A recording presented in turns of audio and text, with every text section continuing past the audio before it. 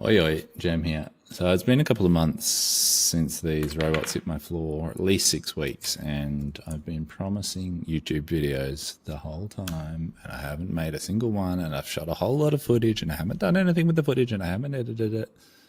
So, fuck it. Let's just record some stuff on the fly, start putting some shit out there, because you keep asking, you nice people, beautiful nerds on the internet, and this is something that I want to share.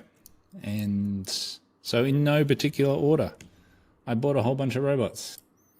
I mean, look at them, they're beautiful. So there's 3 big ones and 3 small ones. I should, edit this together. That's Abe, that's Abby. They're the 2 main ones I'm trying to commission at the moment. These are in the seller's workshop. I'll cover more stuff in subsequent videos, maybe, if I get to it. But someone asked about how I'm programming them, and I am trying to, having not used Grasshopper for about 7 years, which strangely enough coincides with the birth of my first child. Sorry, darling, I'm not blaming you. I'm trying to get my head back in the Grasshopper game, and so the last few nights at home, I've been just over and over playing this game of trying to work out where the hell to put a fixture where I can sand it and get all the operations within reach. And it's proving to be way more challenging than I expected, and that's partly because this file is the wrong file. Grasshopper patches, maybe that one. Oh, recovery file, fun. Hopefully it's got what I need. All right, that looks better. So I'm trying to sand the bevels on my Kitaparts shelves. At some point, I'll get to loading, auto loading, offloading with a second end effector. For now, I'm just trying to work out where the hell to put this fixture in space so that I can hit all my sanding operations. And so I'm using the robot components plugin, which thanks to all the beautiful nerds and academics who build this stuff for free and put it on the internet. Robot components on Food for Rhino, free ABB specific plugin. I just plugged it in and go away Lightroom. We don't need you now. Oh my God. And use some of the example patches. So this, I've worked from an example patch. This was just the basic movements patch, I think. Most of it, I have finally sort of nutted out what most of it's doing, but only because I've tried to sort of add some functionality in terms of following bevels and curves and breaking curves up into segments. And yeah, so basically I can assign a curve, set an angle. At the moment, I mean, someone who's better at Grasshopper will tell me how to fix this, but at the moment, every time I switch curves, if I assign a different curve here, it loses. It goes through the floor, and then I have to stuff around and be like, no, I want this angle relative to this curve, because I guess the curve has no normal assigned to it. So I need to just check. And I've got a little list going of common angles. And then I check the reach and does it have any red, interference, joint, lock? No, cool. And that's because I've stuffed around for hours, finally getting to a spot where it's like, cool, I can hit my vertical sanding operation, my bevel, and my top face all on this size shelf. I couldn't actually get this is the 6600 2.55 meter reach, 200 kilo payload. ABB robot, the one in the picture I just showed you. Yeah, surprisingly, I couldn't get my large shelf in there. So it's fine. Concessions, just try and make progress.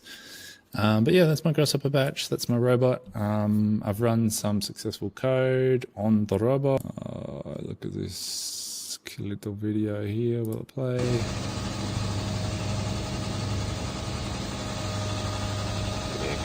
There it goes, chasing the bevel.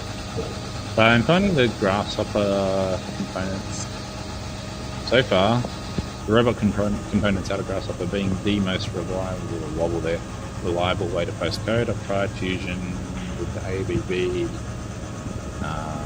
post processor. We've even tried NC, which is a super expensive bit of software. I hope you didn't see anything you just shouldn't have seen in that.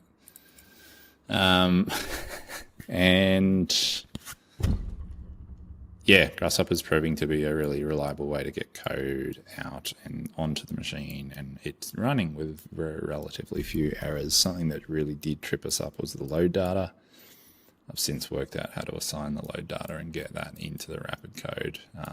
But yeah, I can just right click, save a rapid module.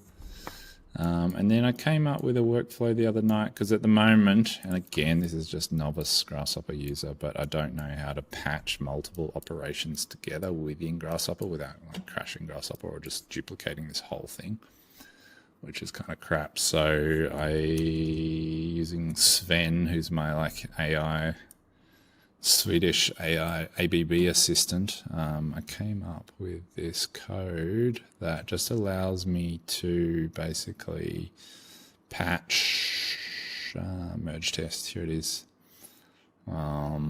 It's a script, and basically I just run the script in VS Code, and it looks for any mod files that are in the folder that it's in, punches that out in a split second, and then it generates this merge. No, that's not the one.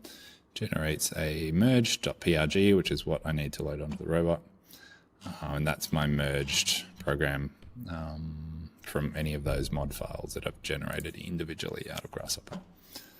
So yeah, this wasn't the form that I thought YouTube would take. Obviously had this like great idea that I'd spend days, doing highly edited, well-produced content, but I think it's just not realistic. I just need to get something out and share this process. And some people are saying to me, do not share this stuff. This is the internal IP that protects you from competition. But I've learnt so much from other people sharing things. I mean, Robot Components is a great example. Someone has made this and put it out into the world. So I am of the opinion that the more you share this stuff, the better our manufacturing communities will be, and the stronger we'll be as creatives who make stuff, putting things out into the world and sharing things with each other. So I know it's not for everyone, but I'm going to share the journey, and as much as I can with the time I have, and I should really go home now. Bye. Thanks for watching.